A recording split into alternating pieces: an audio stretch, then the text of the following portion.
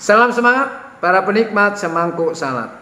Sore kemarin saya mendengar berita duka atas meninggalnya seorang pendeta senior di sinode gereja kami.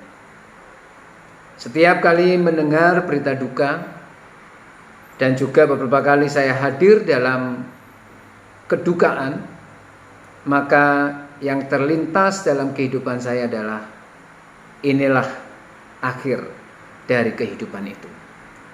Dan setiap kali saya mendengar berita duka dan menghadiri ibadah di rumah duka, maka saya dibawa pada satu perenungan.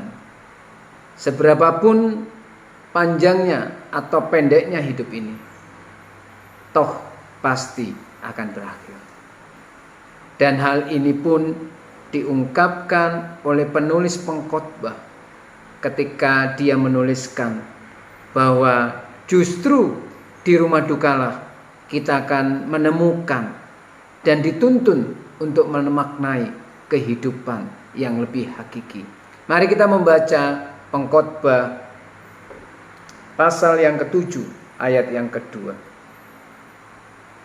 Pengkhotbah 7 ayat yang kedua berkata demikian: pergi ke rumah duka lebih baik daripada pergi ke rumah pesta.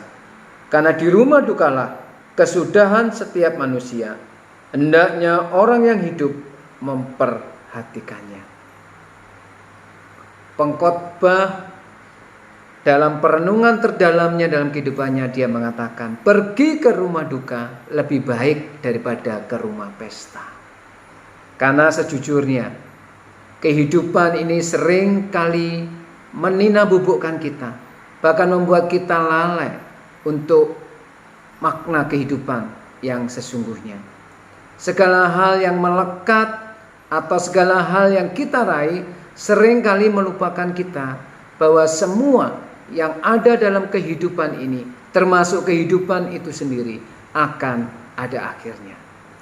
Dan ketika kita menyadari bahwa semua akan ada akhirnya, justru kita akan dituntun untuk mengisi kehidupan ini dengan hal-hal yang berarti, dengan hal-hal yang bermakna.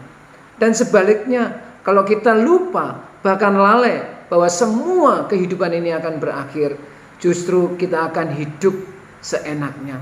Kita akan sembrono menjalani kehidupan ini.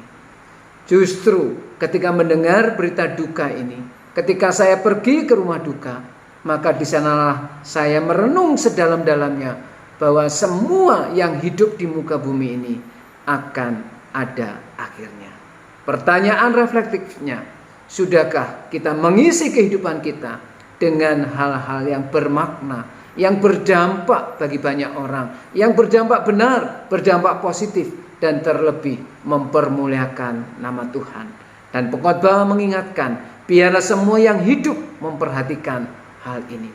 Mari saudara yang terkasih dalam kasih Tuhan Yesus Kristus, kita mawas diri dengan menyadari bahwa kehidupan saudara dan kehidupan saya akan ada akhirnya. Biarlah kita boleh mengisinya dengan hal-hal yang bermakna, dengan hal-hal yang berarti, dan terlebih melakukan hal-hal yang mengakses kekekalan yang diperkenan oleh Tuhan. Selamat menjalani kehidupan yang bermakna. Tuhan memberkati.